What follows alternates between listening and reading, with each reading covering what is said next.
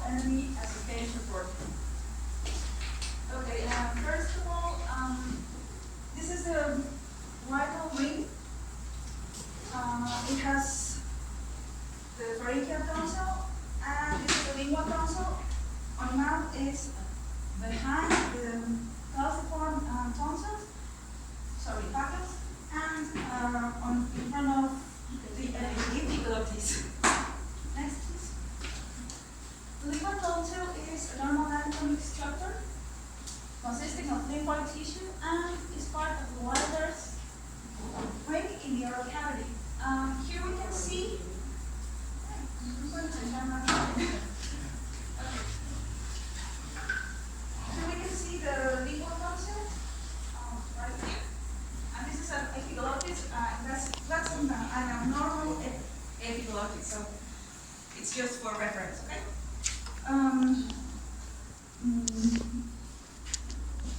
Come back, please. It's localized in the base of the tongue, between the calciform papillae and the epiglottis. I already said that. Thank you. Next.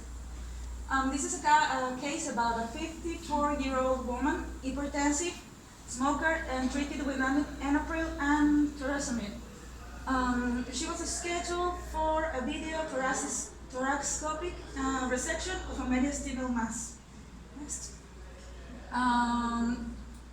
When they tried to put the anesthesia, they couldn't intubate because it was impossible, despite the placement of an oropharyngeal cannula or atrial, because their lingual tonsils were as big as they were really big, so they couldn't put the cannula through their mouth because they didn't pass here.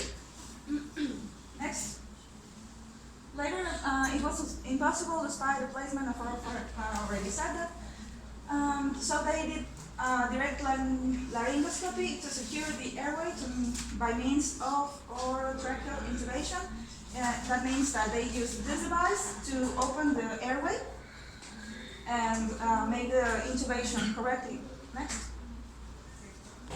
And that was it. It's a very simple thing, actually. Next.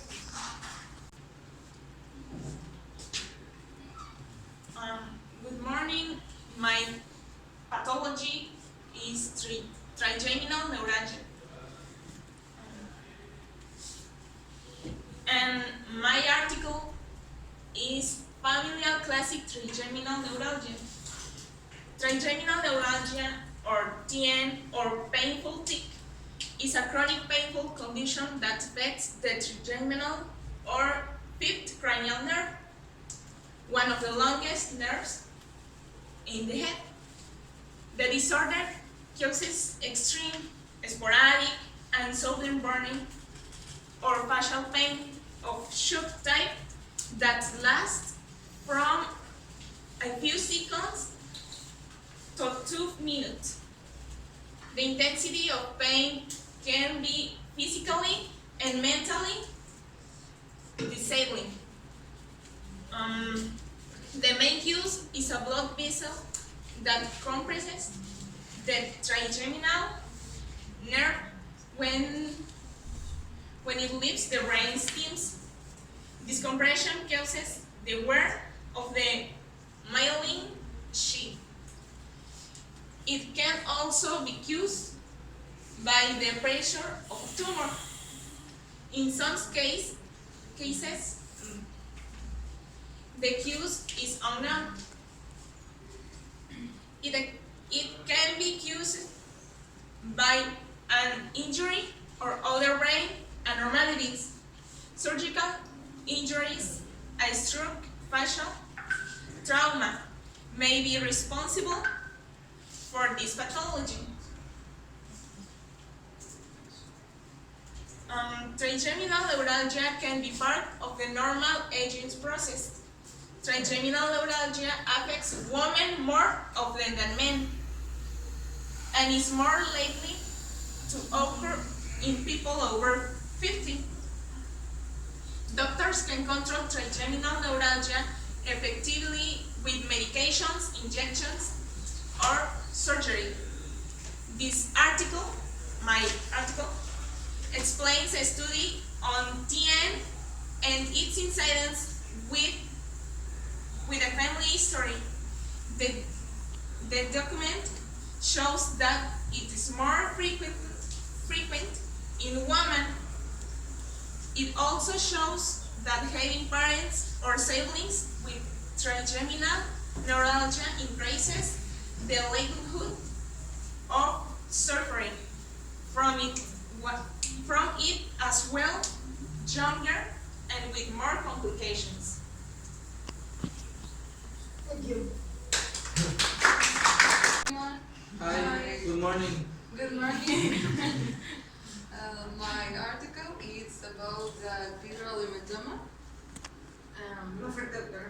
Well, the epidural hematoma is a traumatic accumulation of blood between the inner table of the skull and the spherical member. In 95% of this type of trauma results in an overlying fracture of the skull and arterial laceration.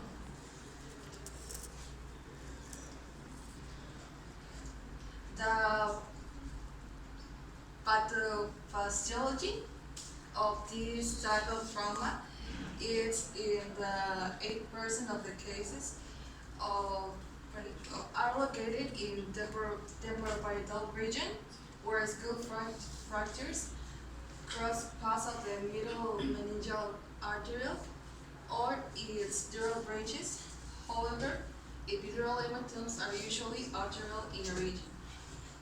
This hematoma can produce a middle shift region of the brain that will made in printing on cranial nerve and ipsilateral pupillary dilatation and control of epimeresis or extension motor nerve response.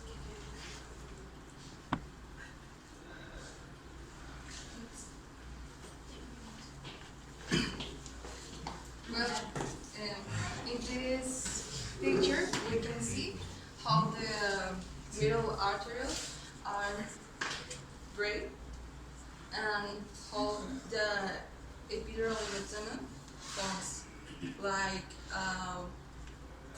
lemon or American football balloon. You can see how it is formed. Yes? Well, Yes, I okay. In the epidemiology, we can find that this occurs in 1 or 2% of all head trauma cases, and it is about 10% of patients who present with traumatic coma.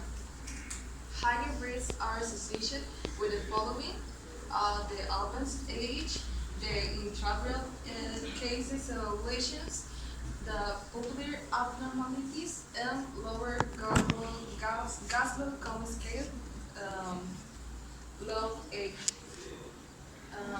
In patients younger than 5 years and older than 55 years have increased mortality. In this picture, we can see the pupillary abnormalities because the nerve is affected. Okay, the symptomology in the 20% of the patients demonstrate the classic presentation of a lucid interval between the infant trauma and subsequent neurologic deterioration. Other symptoms are the severe headache, vomiting, and seizure. The different diagnostic in this case, we find subdural hematoma, subac aneurysm, hemorrhage, fork pathologies, we need to perform a CT scan because in this we can show use location, volume, effect, and other potential injuries. In this picture, we can see the epidural hematome, the subdural hemorrhage, and other subdural hemorrhage. We can see the difference.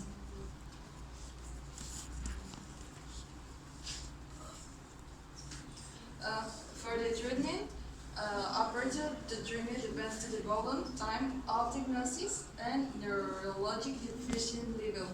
Simultaneous drainage of bilateral hematomes has been demonstrated to be an effective technique. The prognosis. In the past, which is that one?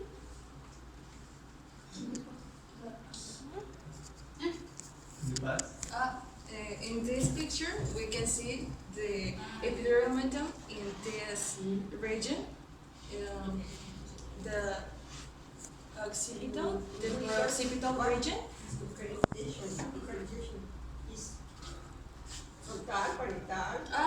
In the occipital region or temporal occipital region, we can look at. Well, the prognosis influences the patient age, the severity of traumatic brain injury, and neurological status are the main factors. If treated early, the prognosis usually is excellent because the underlying brain injury generally is limited. This is my bibliography. That I say like a little and subarachnoid hemorrhage like a banana is the difference. Thank you. My article is glaucoma. Glaucoma is an disease of the eye in which fluid results within its recesses. If less untreated, the patient may lose vision and even become blind. Glaucoma is relatively common, especially in older adults, and can cause damage so the optic nerve is less altered. In this article, we will cover the cause, symptoms, and treatment of glaucoma. We will also explain the different stages and possible surgical procedures. Next.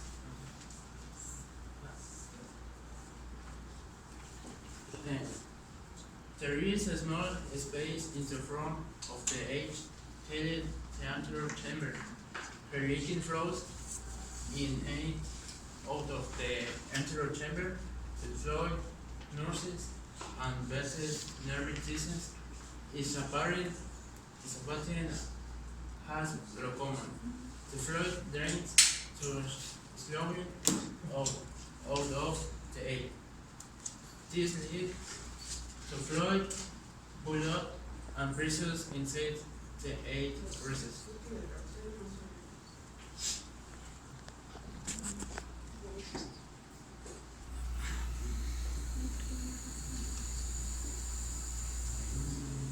No sé qué medio.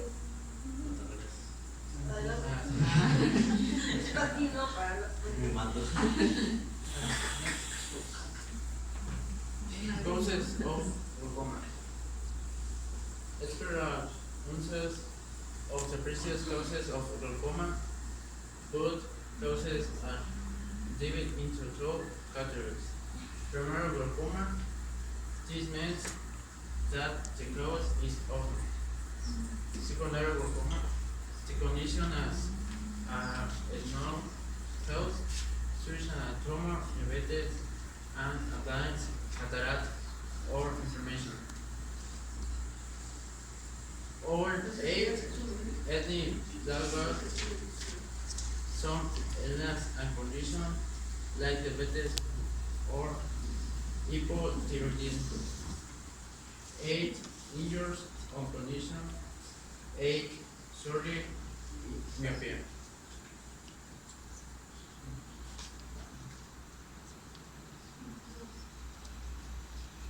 What are the symptoms of glaucoma? The signs and symptoms of primary open-age glaucoma and acute closed glaucoma are totally different. Symptoms of primary open-age glaucoma. Peripheral vision is gradually lost. This nearly always affects both ages. In advanced stage, the patient has tunnel vision. Symptoms of closed-age glaucoma. Age pain, usually severe. Blurry vision. Age pain is often accompanied with nausea and sometimes vomiting. They appear to have extra helium like closed orange pain. Red age, sudden unexplained vision problems, especially when limited before. Prevention, there is no now way to prevent glaucoma, but getting in early months it can be treated more effectively and vision loss can be minimized. Because often there are no symptoms, getting your aid regularly checking is important, especially for people with great risk. My article is lips escamus carcinoma. Escamus lips carcinoma usually affects the lower lips, overexposed to the sun for many years in common factor is viscous.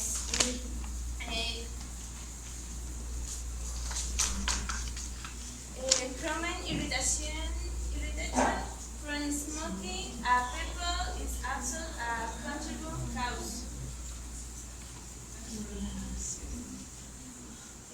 Cancer cells from the center parts of the lower lips, the floor on the mouth and the vertex of the tongue spreads to the submentorium lymph nodes, while those from the lateral parts of the lobe lips drain into the submandibular lymph nodes.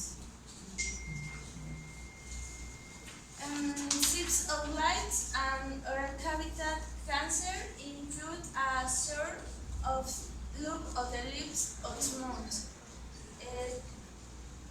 Diagnose and stent cancer on the lip and oral cavity. This that examine the mouth and tooth are used. Certain factors affect the programmer's probability of recovery and treatment option.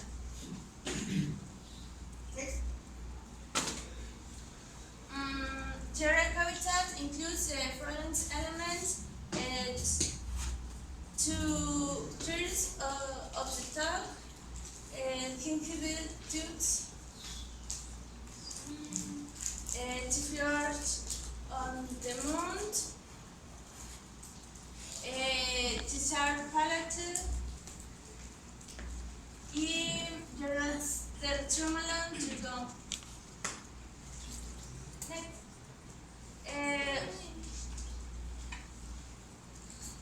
Typically, common cell carcinoma occurs in areas of leukoplakia. Listen, oral cavity cancer is active on acute lip cancer.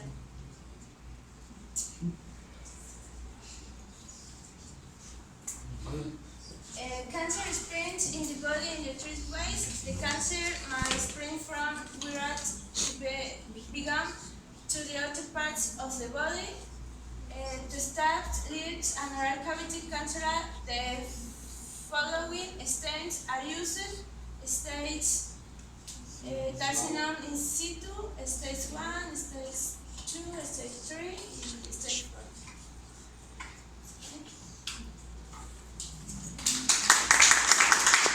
I'm gonna talk about tongue cancer, but my article is the role of human papillomavirus in the increased incidence of base of tongue cancer. But first, I'm gonna start with the research for general information for tongue cancer. Tongue cancer is obviously a mouth type of cancer, and usually develops in the squamous cell on the surface of the tongue, but can develop in two areas: in the front of the tongue, and that's called like tongue cancer, and in the back of the tongue, that is called oropharyngeal cancer. There are a lot of symptoms, and many times it is very difficult to detect it, and so many people monetize it. But the symptoms are red and white patches that appear on the lining of the tongue, of the mouth, or in the tongue. Sores and mouth ulcers, like here. Feeling that there is something locked in the throat. A painful tongue, obviously. Difficulty moving the jaw or tongue. Neck or ear pain. Loose teeth, and a lump in the mouth. So, like I said, it's very difficult to detect it as a patient, not as a doctor. And the causes are specific risks and can increase a person's likelihood of developing this cancer. So, the risks are smoking or chewing tobacco. That's the principal. I have to say that I only know about this cause, but there are a lot of more causes, like consuming alcohol in excess, eating a diet in low in fruit and vegetables, and hiding red meat or processed foods, having a human papillomavirus HPV infection, that this is my article for it, and having a family history of tongue or mouth cancer, and having had a previous cancer. So it's possible to cure it, but the 5-year relative survival rate for tongue cancer is 78% before cancer spreads, compared with 36% once it has. So the article, the role of human papillomavirus in the increased incidence of base of tongue cancer. So, like I said, they assess the increase in the incidence of base of tongue cancer and the prevalence of HPV disease. They use 109 patients were diagnosed for base of tongue cancer in the Stockholm County in Sweden. This article is from Sweden. So, as a conclusion, was made as a result of threefold parallel increase in the incidence of tonsillian cancer and the proportion of HPV positive tonsillian cancer between 1970 and 2002. So the result they got, it was that 95% biopsies from 65 male and 30 female patients in the Stockholm area between that age could obtain from, like I said, 109 patients awful base of tongue cancer using CPI-IIG primers and HPV 16 and HPV 33 type specific primers. So the incidence of base tongue cancer is increasing today. More than 80% of all base of tongue cancer STC in Stockholm County are HPV positive, which mimics the development for tonsillian cancer in Stockholm area. It remains to be investigated whether this, in parallel with the results of tonsillian cancer, results in better prognosis for patients with HPV positive base of tongue cancer when compared with patients with HPV negative cancer.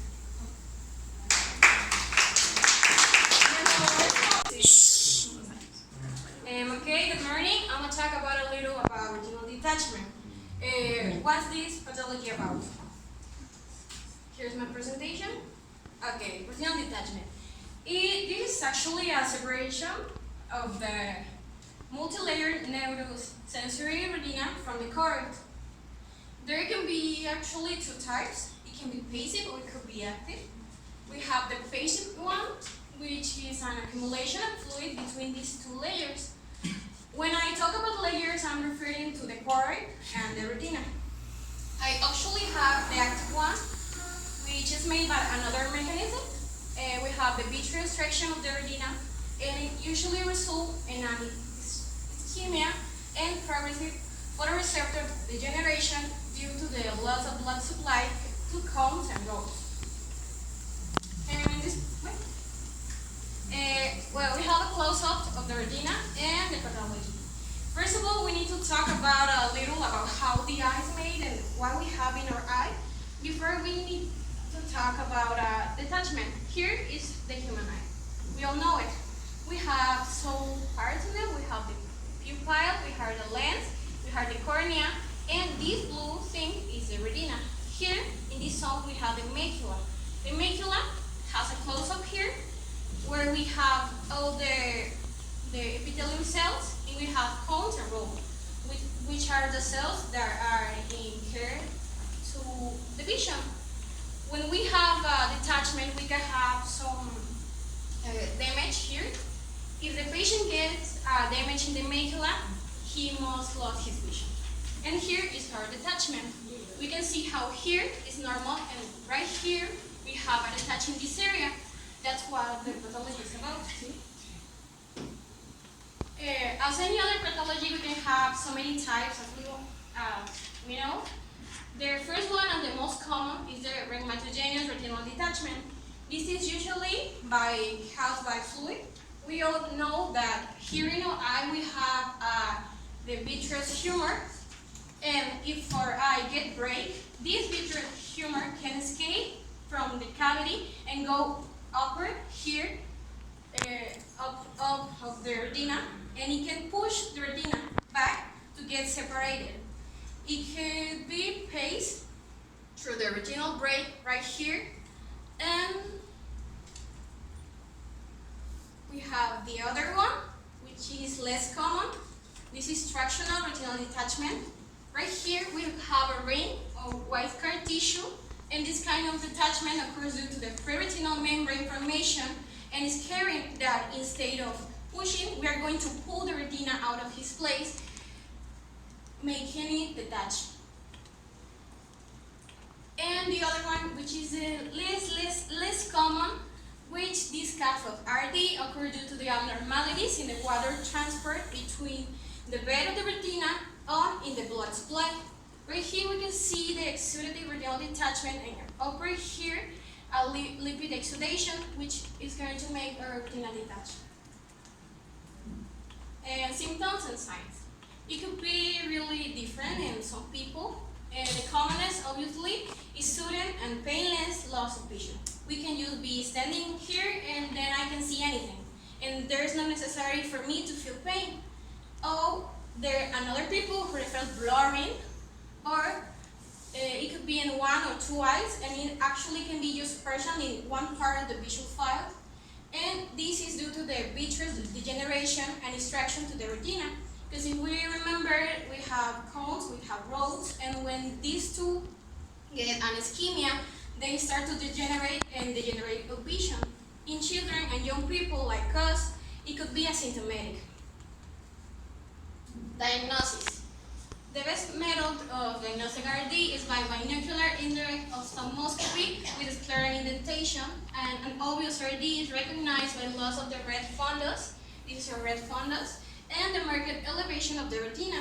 The retina appears gray. You can see it here. It's kind of gray, and show folds and undulation. There is not so many folds in this, but it can be.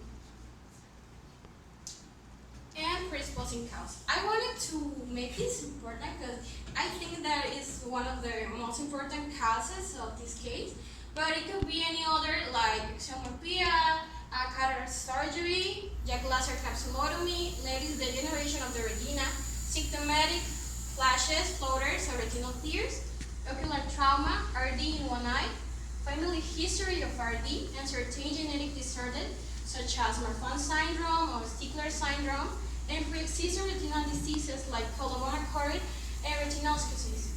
Following acute retinal infection and secondary retinal necrosis syndrome are ARN and CM-by rhinitis. And finally, we have the management. This must be treated by surgery.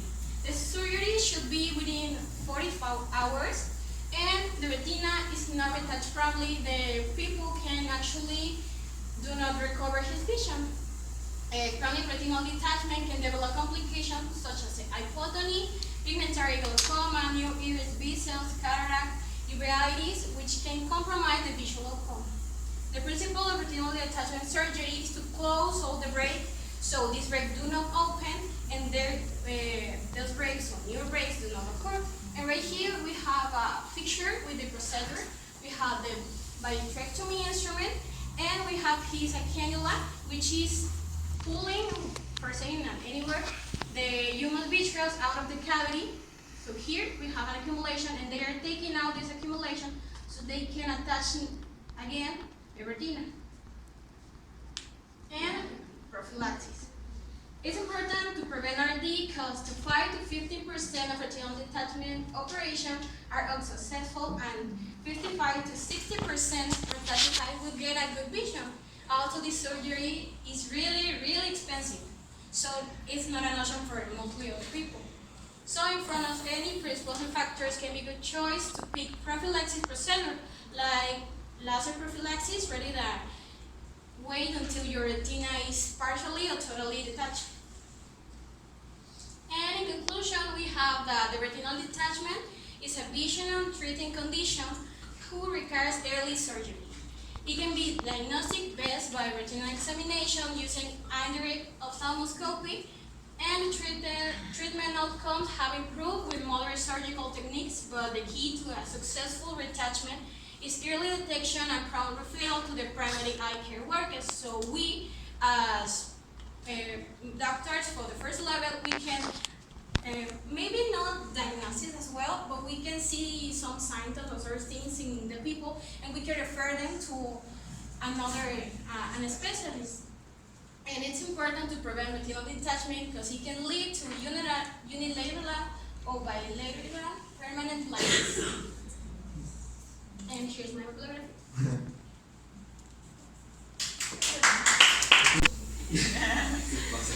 Good morning. I'm going to talk about trigeminal neuralgia, and here we can see the ophthalmic, maxillary, and mandibular branch. Well, trigeminal neuralgia it is also known by the name of painful tic, and it's a chronic pain disorder that affects the face and causes pain, sudden burning, or feeling of extreme shock.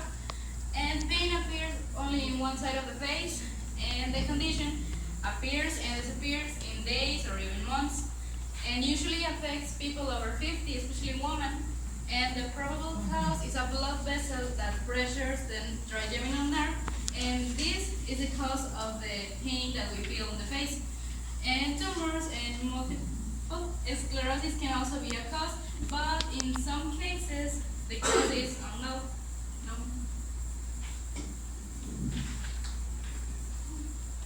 And there's no single test to diagnose it. That's why it's very difficult to diagnose. But that's because many other conditions can cause the trigeminal pressure. But the treatments include surgery, medication, and complementary therapies. The symptoms is spontaneous attacks of pain or attacks caused by actions such as touching your face, chewing, talking, or brushing your teeth. Pain episodes that last from a few seconds to several minutes. Episodes